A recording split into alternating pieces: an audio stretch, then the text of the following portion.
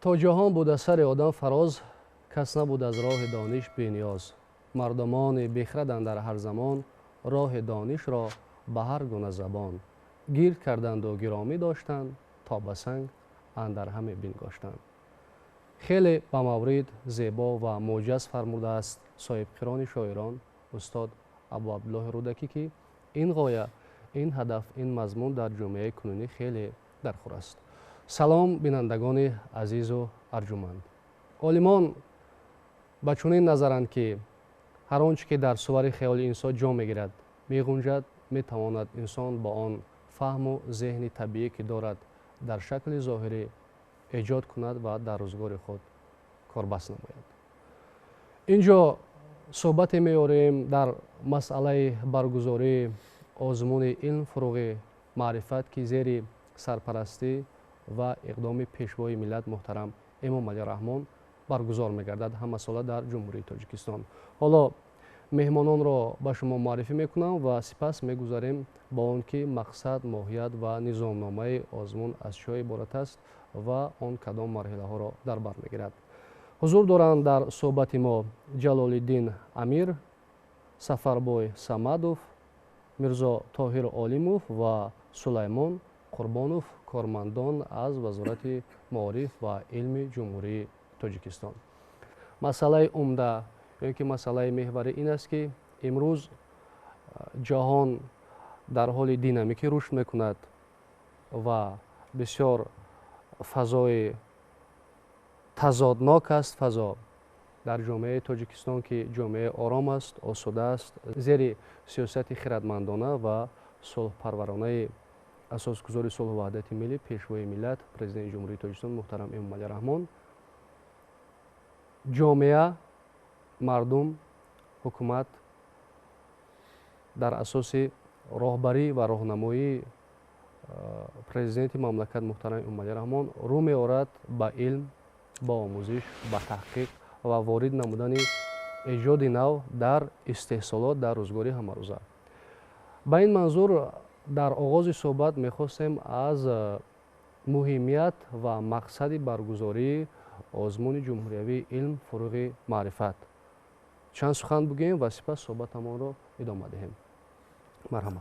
تاکید باید کنیم که اساس پیشرفت همه کشورهای عالم اصلا علم است و بیاید یک کشوری را پیدا کنیم که به علم پیشرفت داشته باشد. البته چنین کشور وجود ندارد و درک این مسئله،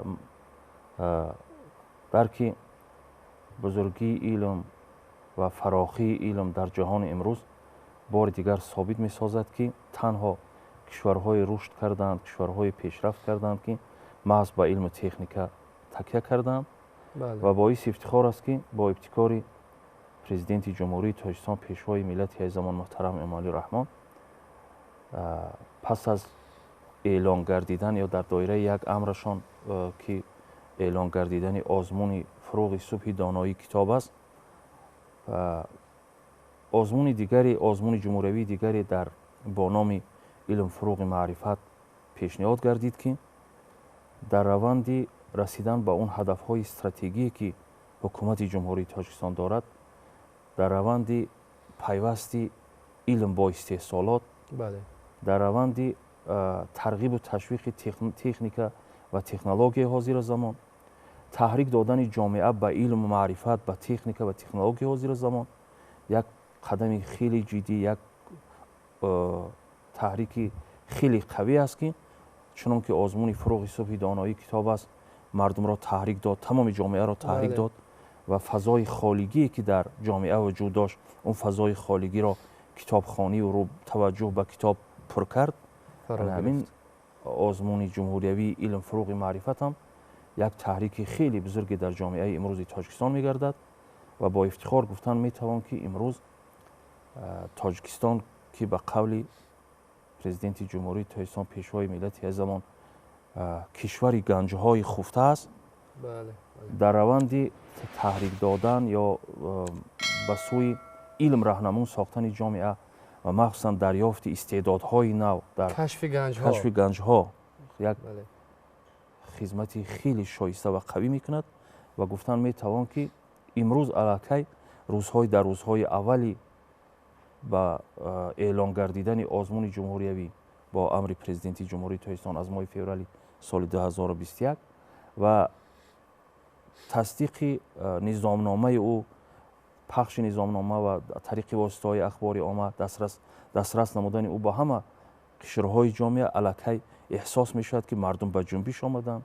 مردم میخواهند در این آزمون چون آزمونی فروغ صبح دانایی خودشان یا فرزندانشان اشتراک کنند. این یک گفتن در کار است، یک تکان جدی در سمت بلند برداشتن روحیه مردم، در سمت ترغیب کردن و تشویق کردن مردم به سوی علم و معرفت، تکنولوژی حاضر زمان و از همه اساسیش همین است که به واسطه این آزمون ها دریافت استعدادهای نو و رسیدن به گفتیم اون هدفهای استراتژیکی که حکومت جمهوری تاجیکستان دارد و به جامعه جهان، یعنی از جامعه پیشرفته جهان قفا نماندن کشور عزیز ما.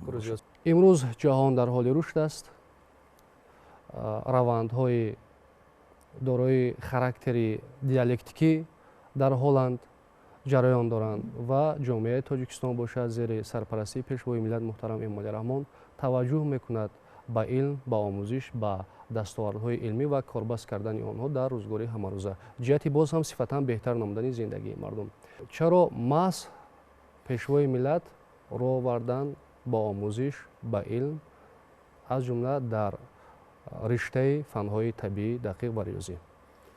تشکر زیاد. آزمونی که امسال برگزار می‌گردد در پرتوی دستور سپارش‌های اساسگذار صلح و وحدت ملی پیشوای ملت پرزیدنت معظم ما امامعلی رحمان و 20 سالگی رشد فنهای دقیق ریاضی و طبیعت شناسی میباشد.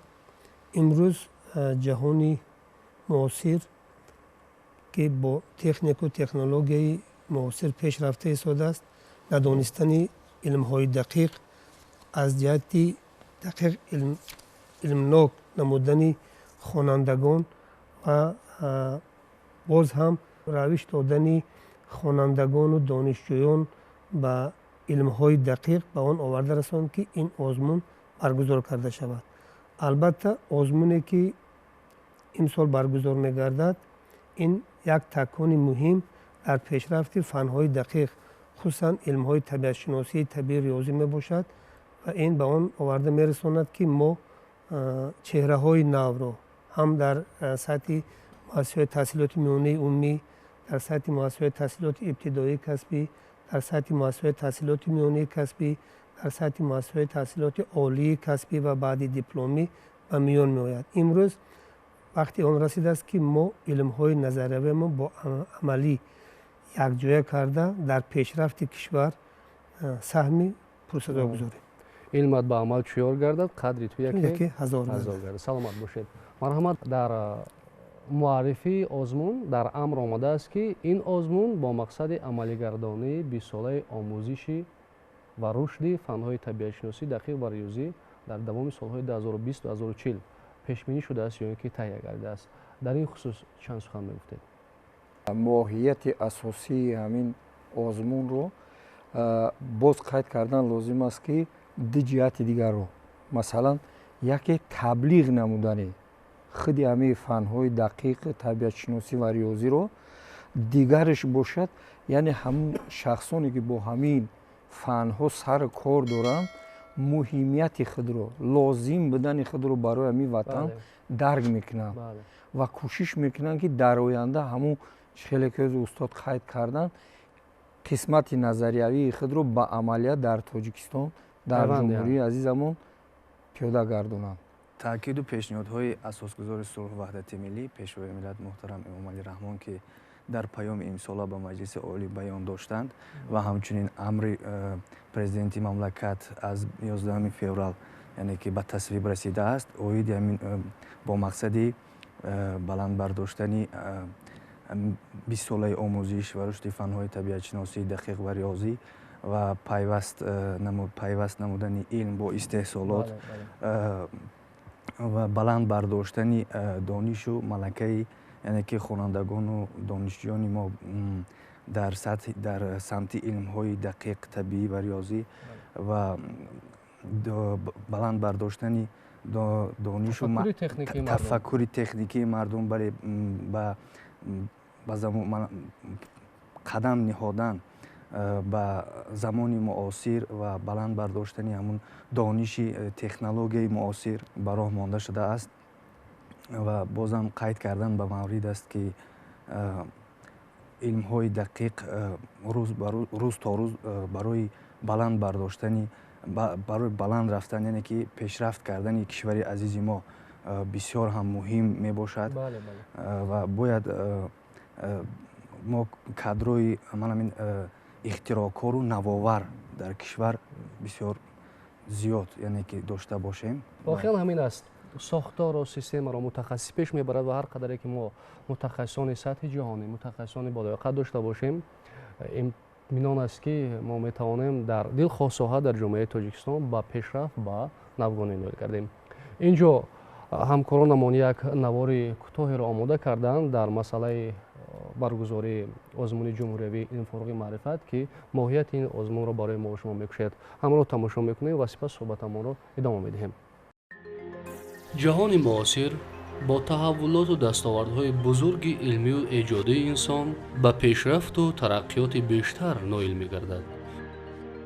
انسان برای رسیدن به دستاوردهای بزرگ و نادر علمی و تکنولوژی، دسترسی به اطلاعات فوری و آمار مشخص جهانی، اقتصاد رقمی، حکومت الکترونی و رشد انفراساختار کمیونیکاسیونی پیوسته در پی نوآوری و اختراعکاری است. علم و دانش و تشبثکاری و نیروی توانای ایجادی انسان را در زندگی همیشه موفق می‌گرداند. با کدام راه‌ها می‌توان به دستاوردهای علمی و تکنولوژی و ایجادی نائل گردید؟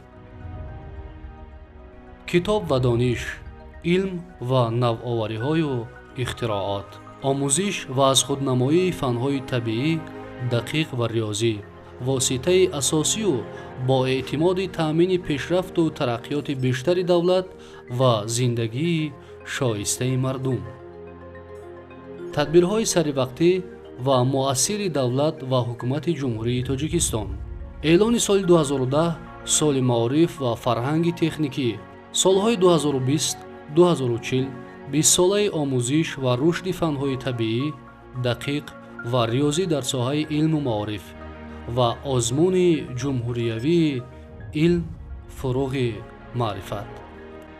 از امکانات و شرایط موافق آموزش و از خودنمایی فن‌های طبیعی، دقیق و ریاضی در مملکت ثمرناک استفاده می‌نماییم و همقدم با جهان معاصر می‌گردیم.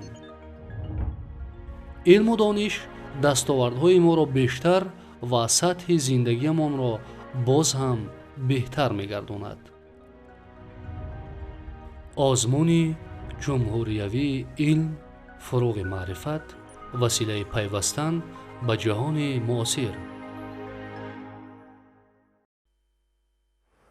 در نواری که تماشا کردیم همراه دیدیم بسیار نکته‌های خوب انعکاس شده است، درج گردیده است. از جمله این است که آموزش علم زندگی ما را بهتر می‌گرداند صفتاً و در انجام پیشنهاد شده است که آزمون علم فروغ معرفت وسیله پیوستن به جهان معاصر یا اینکه جهان متمدن. همانا استفاده از امکانیت‌هایی که دولت و حکومت به وجود آورده است، فراهم آورده است، هر یک ما را وادار می‌سازد که زیرک باشیم، پخته‌کار باشیم و توانیم که از امکانیت‌ها به مورد سودمند استفاده بریم. صحبتمان را از چگونه برگزار شوی آزمون علم فروغ معرفت دوام می‌دهیم. نظامنامه آزمون کدام عنصرها را در بر می‌گیرد و آن از کدام مرحله‌ها عبارت است و در مجموع چگونه جریان می‌گیرد آزمون؟ در دایره طلباتی که از جانب پرزیدنت جمهوری تاجیکستان پیشوای ملت محترم علی رحمان پیشنهاد گردیده است، مسئولی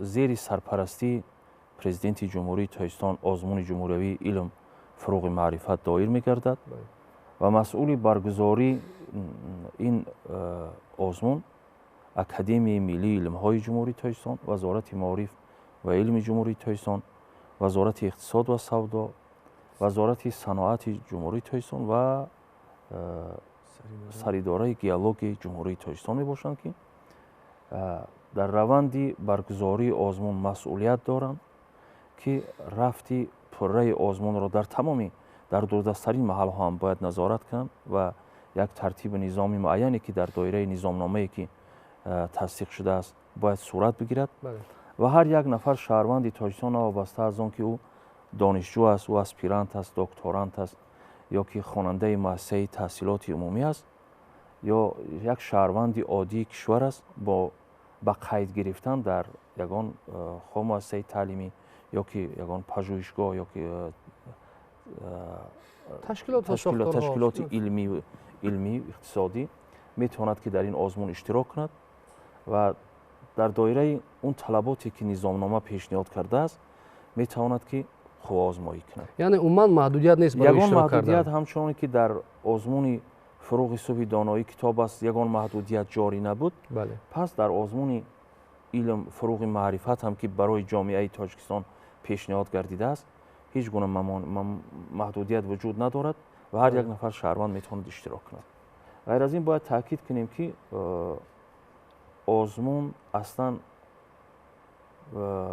такя мекунад ба илмҳои дақиқ, табиатшиносӣ, риёзӣ ва илмҳое ки дар имрӯз ҷомеаи имрӯзи ҷаҳонӣ ҷаҳонро идора мекунанд ба қавле. чун техника ва технологияи ҳозиразамон хеле пешрафтааст ва ин як раванде ҳаст ки ҷомеаи имрӯзи тоҷикистонро таҳрик метиҳад барои омӯзиши илмҳои дақиқ, барои ҳамчунон ки дар боло гуфтем тоҷикистон ки аслан як кишвари дорои тавре ки президенти азиз гуфтанд дорои ганҷҳои хуфта аст ва аз он системаи даврии менделеев ҳамаи элементҳои химиявӣ дар тоҷикистон ёфт мешаванд ки бале ҳатто бештар ҳастанд ва барои коркарди онҳо барои расидан ба он ҳадафҳои стратегии мамлакат ана мутахассисони пешрафта ва донандаи махсусан илмҳои дақиқ ниёз дорем, зарурат дорем ва чизи дигар ин аст ки гузаштагони мо ҳам дар гузашта масалан мо танҳо ба як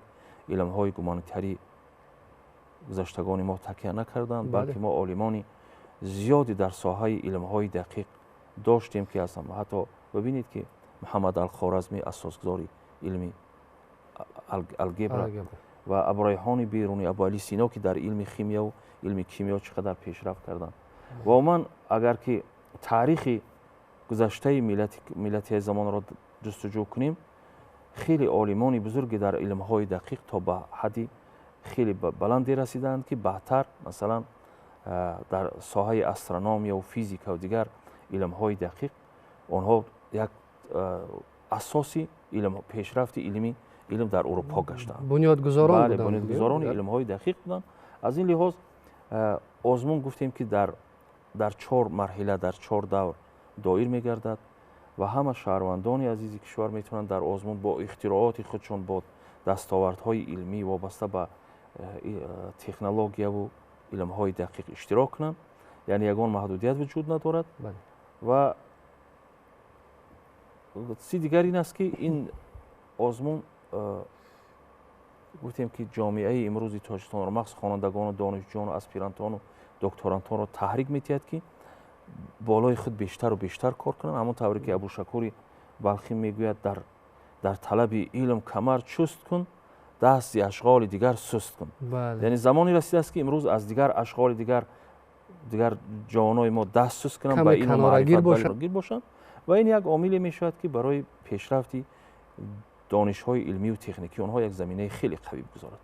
ҳатто нафароне ки ягон тухмиҳои зироатиро низ ихтироъ карданд ё ин ки растаниҳоро ба вуҷуд оварданд метавонанд дар озмун иштирок кунанд. бубинед имрӯз ҳатто як кишоварз ё ин ки деҳқоне ки умуман ба илм шояд сару кор надошт, ҳама вақт ба кишту кор машғул буд, вай тавонист дар рафти таҷрибаи худ ягон дарахте навоварӣ кунад, ягон тухме навоварӣ кунад, метавонад дар озмун иштирок кунад ва сазовори ҷо гардад ҳатто ва сазовори маблағ низ шавад. аслан чун дарёфти истеъдодҳо ҳаст дар ин озмун ки як натиҷаи хеле хуберо ба бор меорад. хуб, мехостем аз номинатсияҳои озмун بگویید که از کدام نامیناسیاها عبارت است آزمون؟ به قطار خوانندگان و دانشجویان چرا که شما تاکید کردید اختراعکاران امروز ما داریم که شهادتنامه و پتنت ها دارند بله. هم در سطح جمهوری هم در سطح بین المللی و در کارخانه های و در استحصالات علاقه موقع خود را یافتند و امروز ما آنها را به این آزمون به آن خاطر جلب میکنیم که یک اندازه اختراعات آنها در بین امت در بین فرض کردیم خلقیت ها باز هم یک بار معرفی شود. مقصد از آزمون مذکور که نامیناسی‌هایی که امروز به نظامنامه وارد گردیده است، در حقیقت ما خوانندگان و دانشجویان استعدادهایی را داریم که آنها نه تنها در سطح جمهوری بلکه در سطح بین المللی با دانش و مهارت خوب برآمد کرده تاجیکستان عزیز ما را معرفی می نمایند. خصوصا اشتراک بسیاری خوانندگان و دانشجویان در المپیادهای آزمون‌های جمهوری و بین المللی که در خارج کشور می شود و با دستاوردهای خود به تاجیکستان برمیگردند، این هم یک تکان می شود به آن شخصانی که در همین قسمت فنها علاقه قدم‌های اولین خود رو می‌گذارند. بنابراین آزمون امروزه امساله که تشکیل کرده می شود این نه تنها در کشور بلکه در خارج کشور یک موقع خود رو میتواند بیان کند. تشکر زیاد. از روی نشاندادهایی که در امر بیان شدن آورده شدن آزمون از ماه اپریل آغاز می شود. کدام فنها را فرا میگیرد؟ یعنی آزمون در دایره آموزش از کدام فنها رایج می شود یا اینکه برگزار میگردد؟ саломат бошед. ман мехостам ба назароти устодон иловаҳо кунам. яъне ки баргузории озмуни илмфуруғи маърифат ба озмуни фуруғи субҳи донои китоб аст. шабоҳаташ дар баргузорӣ ҳамин аст ки аз чор давр иборат мебошад. бале, даври аввал дар муассисаҳои таълимӣ хуб ва ташкилотҳои илмӣ, даври дуюм дар маркази ноҳияҳо ба истиснои шаҳри Душанбе, даври сеюм дар вилоятҳо, вилояти Мухтори Кӯҳистони Бадахшон, дар сатҳи вилоятҳои Суғду Хатлон ва шаҳри Душанбе, даври чорум бошад дар ҳамун муассисаҳои илмӣ, академияи миллии илмҳо ва муассисаҳои таълимии сохтори вазорати маориф ва илм баргузор мегарданд ва озмуни мазкур аз 7 номинатсия иборат мебошад ки инам яъне ки фанҳои математика, яъне арифметика, алгебра ва геометрия, физика ва астрономия, хуб, химия, биология, география, технологияи иттилоотӣ ва навоварию ихтироъкорӣ аз ҳамин 7 фан иборат мебошад ки аз ҳамин дар тибқи ҳамин номинатсияҳо яъне ки баргузор мегардад озмуни мазкур. хонандагони муассисаҳои таҳсилоти миёнаи умумӣ аз кадом синф метавонанд дар озмун иштирок кунанд? чун бо назардошти он ки омӯзиши фанҳои дақиқ мушкилтар аст қиёсан, албатта барои хонандаи синф як мушкил аст, аммо имкон ҳаст ки дар озмун иштирок кунад ё ин ки сазовори ҷо шавад нашавад ҳавасманд мегардад ё не? чун дар ин озмун як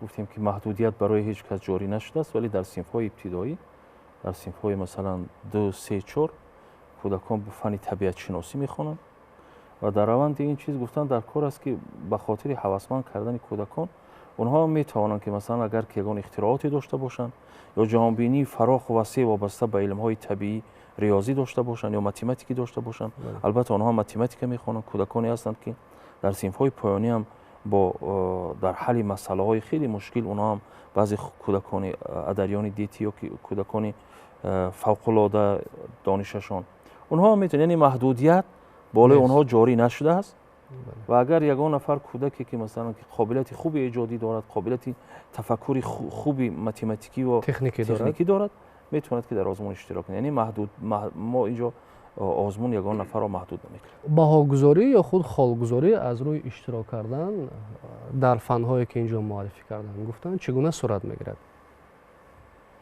аслан мувофиқи низомномае ки таҳрир шуд, чоп шуд, муайян карда шудааст барои ҳамаи категорияҳое ки мо ҳозир номбар кардем, чӣ мактаби миёна, чӣ мактаби олии касбӣ ё миёнаи касбӣ, ё ки барои докторантон, барои аспирантон ё барои ихтироъкорон, дар яке аз бандҳои низомнома омадааст ки чӣ гуна холгузорӣ карда мешавад.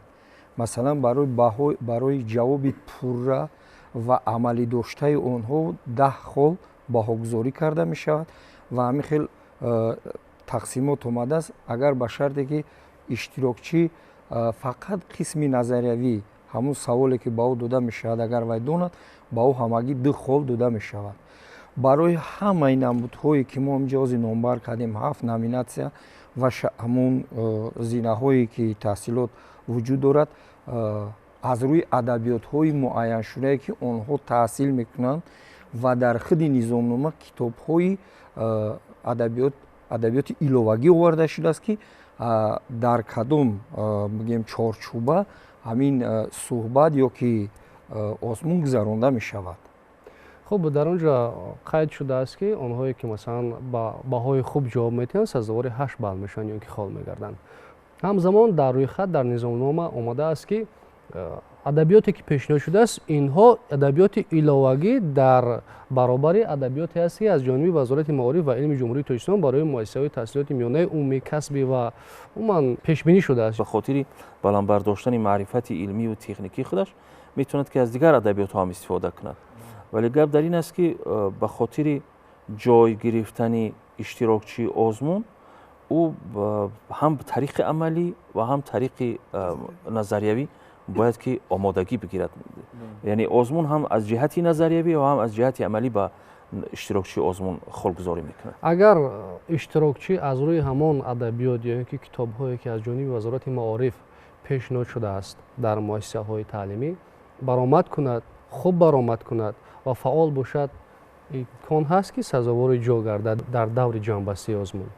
албатта талаботи асосӣ дар заминаи барномаҳои таълимие ки аз тарафи Вазорати маориф ва илми ҷумҳурии Тоҷикистон барои муассисаҳои таълимӣ таҳия ва тасдиқ шудааст ба инобат гирифта мешавад.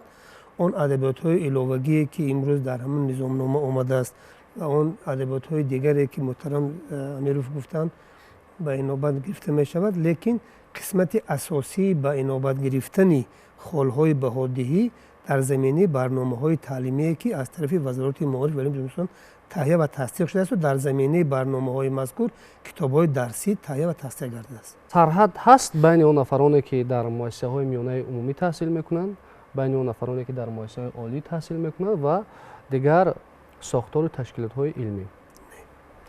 албатта дар ин масъала ягон гуфтем ки маҳдудияте вуҷуд надорад, вале гуфтем ки барномау нақшаву барномаҳои таълимие ки дар ҳар як зинаи таҳсилот вуҷуд доранд, онҳо ба назар гирифта мешаванд. масалан бибинед ки масалан баромади мактабача ба донишҷӯ қиёс мегардад ё ки алоҳида гурӯҳда дохил мешаванд.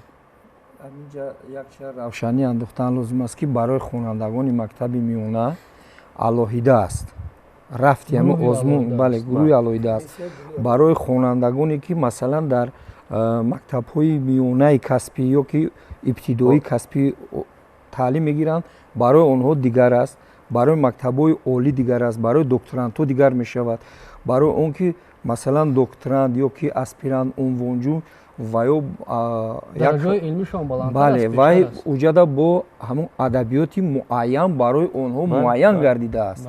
барои ҳамин ба номинатсиё ҷудо шуданд. масалан ба ғайр аз ин чӣ хел масалан хонандаи мактабро бо докторант баробар баъд дигар чиз ин аст ки он ихтироот докторантҳо аспирантҳо бештарашон онҳо ихтироот доранд, чизҳое доранд ки масалан ихтироотҳои илмӣ доранд.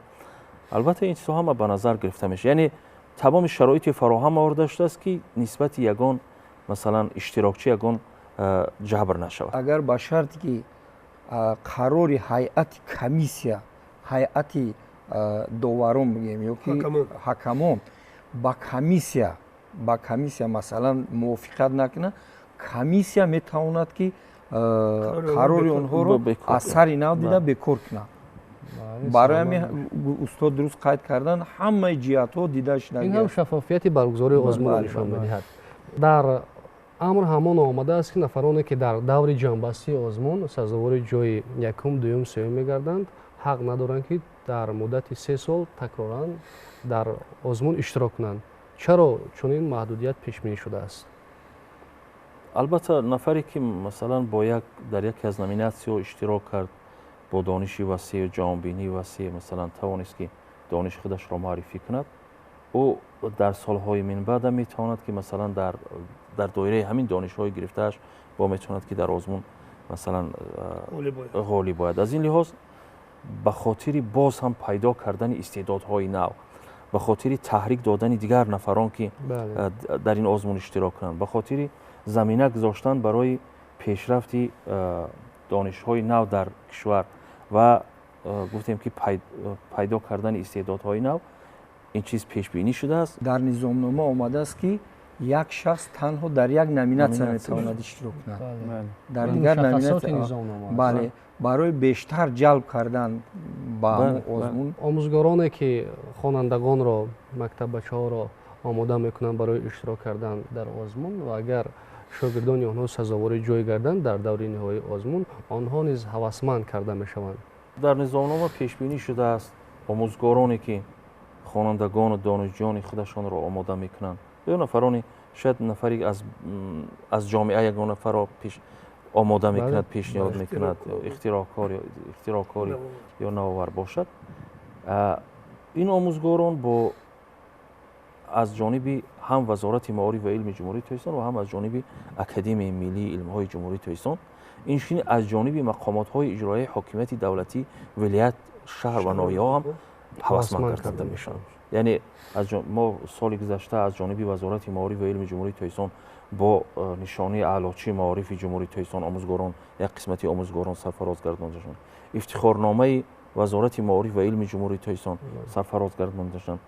ва имрӯз дар озмуни ҷумҳуриявии илму фуруғи маърифат дар баробари вазорати маориф ва илми ҷумҳурии Тоҷикистон, Академияи миллии илмҳои ҷумҳурии Тоҷикистон бо ифтихорнома ва аълочӣ унвонҳое ки имрӯз роиҷ ҳастанд дар Академияи миллии илмҳои ҷумҳурии Тоҷикистон, ҳам омӯзгорон, ҳам нафаронеро ки ин хонандагону донишҷӯёнро омода мекунанд, сарфароз мегардонанд. хуб, агар хонанда рафту дар мактаб дар озмун дар марҳилаи оғози озмун иштирок кунад, аммо сазовори ҷо нагардад ё ин ки ба даври дуюм ба марҳилаи дуюм роҳ наёбад, чӣ гуна ҳавасманд мешавад барои он ки роҳафтода нашавад ва ҳис кунад ки аллакай донишю лаёқатю қадр шудааст? хеле ки таҷрибаҳо нишон дод, он шахсоне ки дар озмуни фуруғи субҳи донои китоб аст иштирок карданд, аз тарафи мақомотҳои иҷроии ҳокимияти давлатӣ, муассисаҳои таълимӣ, аллакай мо таҷриба дорем, танҳо барои иштирок карданашон хеле хуб сарфароз гардонида шуданд ва ин чизҳо низ дар ин озмун ҳам такрор мешавад. мақомотҳои иҷроии маҳаллии ҳокимияти давлатӣ шаҳру ноҳияҳо, он шахсоне ки ё он хонандагону донишҷӯёне ки дар даври ноҳиявӣ аз даври мактабӣ ба даври ноҳиявӣ гузаштанду дар даври ноҳиявӣ иштирок карда гарчанде ки ҷой нагирифта бошанд, аз ҷиҳати молиявию аз ҷиҳати маънавӣ онҳоро қадрдонӣ карда мешавад. саломат бошед. ташаккур барои суҳбат. инҷо ҳамкоронамон гузориши омода карданд. дар ин хусус ҳамроҳ тамошо мекунем ки чӣ гуна ҷавонон барои иштирок ҳавасманд ҳастанд, шавқ доранд, шӯр доранд ва сипас суҳбатамонро дар бобати дигар паҳлӯҳое ки дар низомнома омадааст, аммо мо равшан накардем ё ин ки равшанӣ наандохтем, идома медиҳем. марҳамат, гузориши моро тамошо мекунед.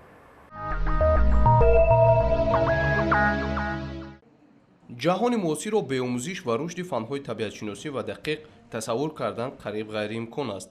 мо бо рушди илмҳои дақиқ метавонем ба раванди босуръати тараққиёти илму техника ҳамоҳанг бошем ва тавонем дар пешбурди фаъолияти ҷомеа саҳми арзанда гузорем.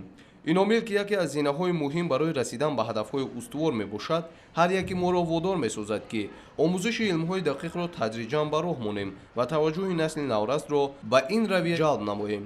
бояд гуфт ки ба хотири рушди илмҳои муосир имрӯз дар муассисаҳои таълимии ҷумҳурӣ тамоми шароит муҳайё гардидааст ва хонандагон метавонанд бо истифода аз имконоти мавҷуда дар таҳкими ғояҳои созандаву бунёдгар саҳми худро гузоранд. дар баробари дигар муассисаҳои таълимии мамлакат имрӯз дар муассисаи таҳсилоти миёнаи умумӣ рақами 59 ноҳияи рӯдакӣ барои омӯзиши илмҳои дақиқ ва табиатшиносӣ хусусан фанни биология шароити мусоид фароҳам оварда шудааст ва хонандагон бо истифода аз ашёҳои аёнӣ дониш меомӯзанд. аз хурдӣ фанни биология ба ман писанд аст.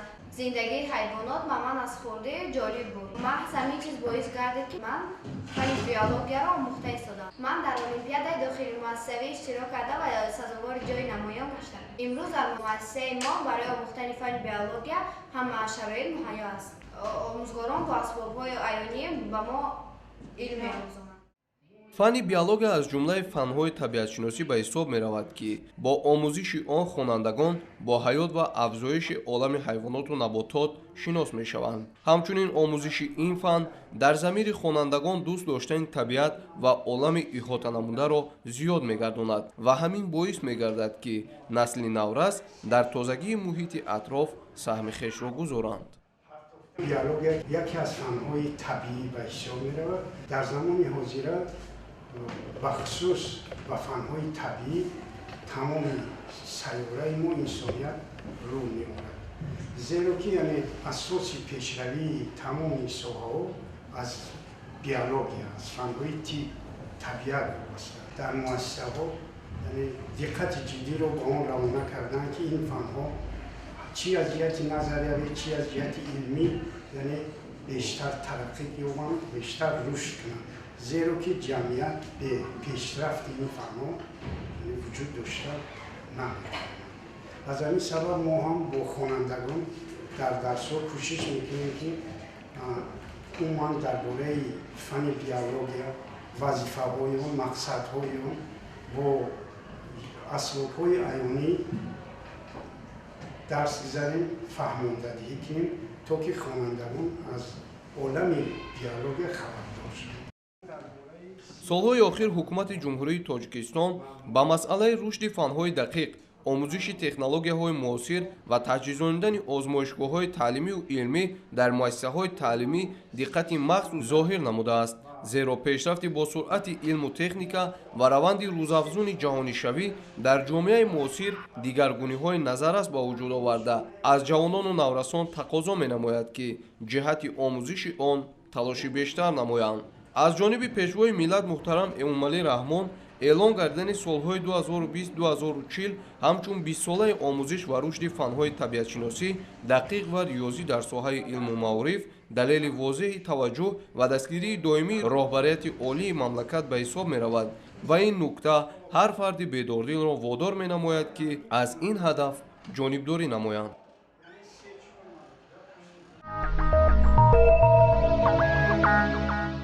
ташаккури зиёд ҳамкорони азиз ва тавре ки аз гузориш мо шоҳид гардидем, имрӯз ҷавонон бисёр ҳавасманд ҳастанд, ки дар озмун иштирок кунанд. акнун мегузарем ба дигар паҳлӯи низомномаи озмун. оё нафароне ки дар даври ниҳоӣ иштирок мекунанд, даври якум, дуюм, сеюмиро мегузаранд ва меоянд дар даври ниҳоӣ, яъне ки дар даври ҷанбастӣ сазовори ҷой намегарданд, ғолиб намешаванд. барои он ки онҳоро афтода нашаванд, дилшикаста нашаванд, кадом тадбирҳо пешбинӣ шудааст ё кадом чораҳои ҳавасмандкунӣ муқаррар гардидааст? ташаккур.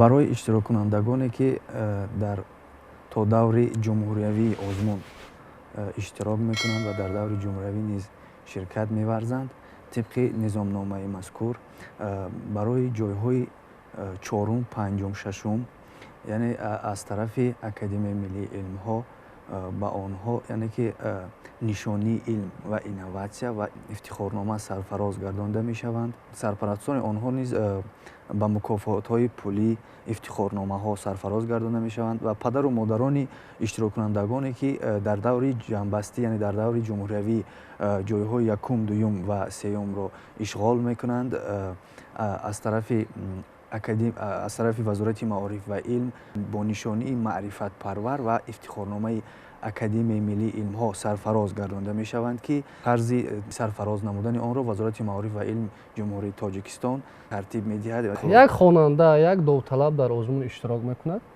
сарпарасти ӯ ё ин ки роҳнамои ӯ тавре ки дар низомнома омода аст, агар омӯзгор бошад ба маблағи 10,000 сомонӣ ҳавасманд мешавад. Агар фарз кардем довталабе ки сазовори шоҳиҷоиза мегардад ва раҳнамои ӯ волидайнаш бошад, падару модараш бошад, ҳамин ҳавасмандгардоние ки дар ҳаҷми 10,000 сомонӣ пешбинӣ шудааст, оё ба падару модари ҳамун хонанда дода мешавад ё не? чун дар низомнома таъкид шудааст ки ба раҳнамо, омӯзгор ё нафаре ки ё нафар олим ё нафаре ки ӯро масалан хонанда ё донишҷӯро омода кардааст, яъне бо илм. Агар масалан падари худи хонанда омӯзгор аст ва кӯдакро дар муҳити оила, дар муҳити хонааш омода кардааст, пас ин ҷоиза ба ом дода мешавад. Ба ҳамун падаре ки масалан фарзандашро омода кардааст, раҳнамоӣ кардааст ва дар марказ омада дар ҷумҳуриявӣ ғолиб дониста шудааст, пас ин ҳамон тавре ки низомона таъкид мекунад ба он нафар, ба падар, ба модаре ҳаққи ҳалоли ӯ аст. Бале.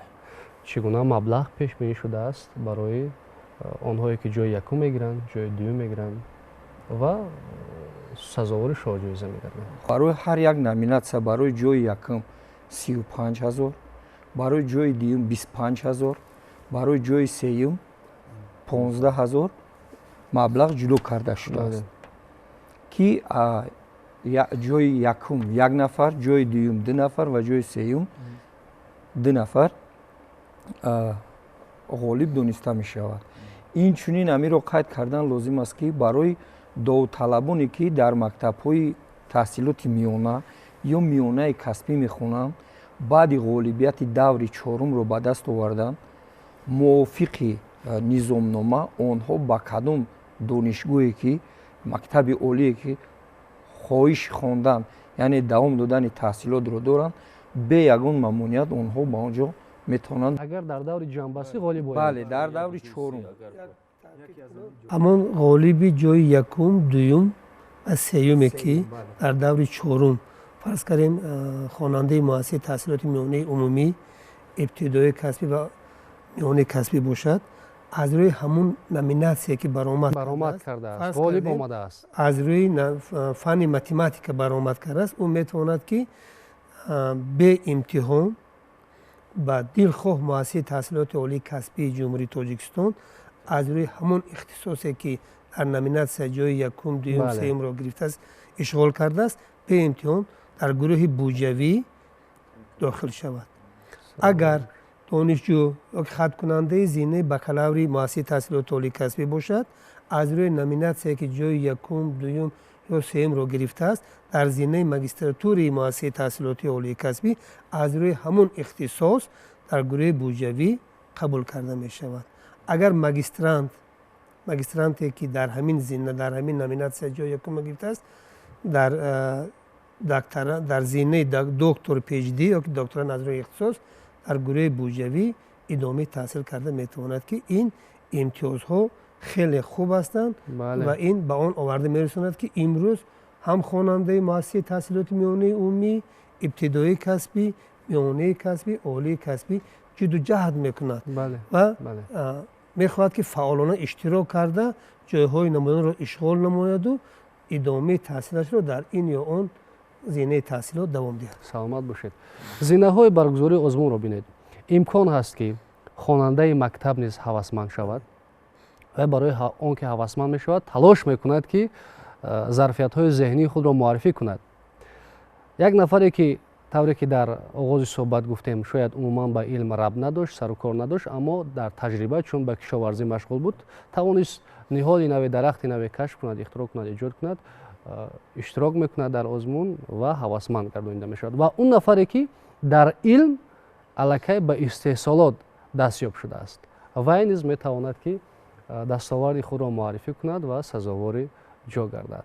умуман ҳамаи қишрҳои ҷомеа кӯшиш мекунанд, талош мекунанд ки дар озмун иштирок кунанд, иштироки фаъол дошта бошанд. ғолиб 3 сол имтиёзаш нигоҳ дошта мешавад. барои мисол, агар ғолиби ҷои якум, дуюм, сеюм хонандаи синфи ҳаштум бошад, باید در 3 سال دیگر اشتراک کردن نمیتونه، لیکن بعد که صنف 11 رو ختم کرد از روی همون غالبیتی که 3 سال پیش گرفتگی بود از روی همون نامیناسیون در مکتب عالی در گروه بوجوی بدون مرکز ملی تستی داخل گردد تاثیرش رو دوام میده. غالبانی که از فن شیمی و بیولوژی در نامیناسیون شیمی و بیولوژی جایهای یکم دوم سوم را گرفتن، حقوقی در دانشگاه‌های طبی در اختصاص‌های طبی مؤسسات تحصیلات عالی کسبی کشورمون در کرسی یکم در گروه بوجوی ادامه تحصیل کنند. دیگر یگان ممانعت مانع نیست، همه امکانیت ها هست، فقط طوری که پیشوای ملت تاکید میکنه فقط خوندن در کار است، زحمت کشیدن در کار است. تشکر زیاد. اکنون میگذاریم با دیگر پهلوهای نازکتری آزمون. نفرانی که اشتراک میکنند سزاوار جای نمیگردند و ادعا میکنند که آنها باید سزاوار جا میشدند. چگونه بازبینی میشود یا اینکه بررسی میشود آن نفرانی که میخواهند که برآمدی آنها یا اینکه اشتراک آنها از نو از نظر گذرانیده شود؟ در همه دورهای آزمون، هم در دوری منطقوی و هم در دوری جمهوریوی، کمیسیون اپلیاسیونی وجود دارد، تشکیل کرده می شود. در برابر اون گروه کاری که گروه بادی کمیسیون اپلیاسیونی تشکیل کرده می شود و همان طور که گفتیم چطوری که در آزمون فروغ حسابی دانایی کتاب است، تجربه خیلی خوب و بایی رو ما صاحب شدیم و تمام کوشش با آن روانه کرده می شود تا دانش یگان کودک پشتی پرده نماند. دانش یگان نفری که مثلا کوشش دارد، سعی میکند، تلاش کرده است تا به سطح جمهوری رسیده است، یعنی بی مکافات و بی اجر نماند. از این لحاظ تمامی واسطه ها استفاده می شوند. در هیئت کمیسیون اپلیاسیونی بهترین عالمان و دانشمندان کشور جلب کرده می شوند و شرایط فراهم آورده می شود تا به دانش هر یک نفر اشتراکچی بهای خوب و سزاوار داده شود. چون آینه پاک است، صاف است، تازه است، شفاف است آزمون. اون دورهایی که میگذرن همه او ثبت میگردن. ثبت میگردن، دیگر جای بحث مناظره یا کیوی نمیشد. اگر ناراضگی باشد ثبت را با میتوانند از سر نو. چیز دیگر این است که در روند برگزاری آزمون امکانیت داده می شود تا خود معلمی همون نفر دانشجو یا که خواننده پدر یا پدر و مادرش در آزمون اشتراک کنند و ببینند که فرزند او چگونه برآمد میکند یا نفر دیگر چگونه مثلا خودش را معرفی میکند. ما در این مسئله از آزمون جمهوریوی فروغ حسابی دانایی کتاب از تجربه داریم. با اون نفرانی که غالب آمدن در دور جنبستی صحبت کرده بودیم. آنها خودشان اقرار میشدند که من الکی در رفت برگزاری در رفت برآمد خود میدانستم که کی از من پیشتر است، کی از من خفاتر است. الکی خود بها میدادند و این بار دیگر از شفافیت برگزاری آزمون ها شهادت میدهد. برای صحبت، برای معلومات، برای نصیحت های جالب یک جهان سپاس. تشکر بی اندازه برای اشتراک در برنامه امروزه. نیوگانمان تاکید کردند که علم اگر اندک بود خارش مدار، زان که دارد علم قدری بیشمار. این بیت، این مضمون می تواند به هر یک نفری که می خواهد ذوق دارد در قلب او ذره شعله اشتراک کردن در آزمون علم فروغ معرفت جوش میزند تعلق داشته باشد. چون که منظور این است که اگر اندک دانش هم دارید و هوس دارید می توانید در آزمون اشتراک کنید. آزاد است و دانش خود را، قابلیت خود را سنجید. اگر جا نمیگیرید پس جای رو افتادگی نیست. این یک زینه خوبی می شود، زمینه خوبی می شود برای باز هم فعالتر اشتراک کردن شما در برگزاری آزمون در سالهای دیگر. سلامت و خانه آباد باشید.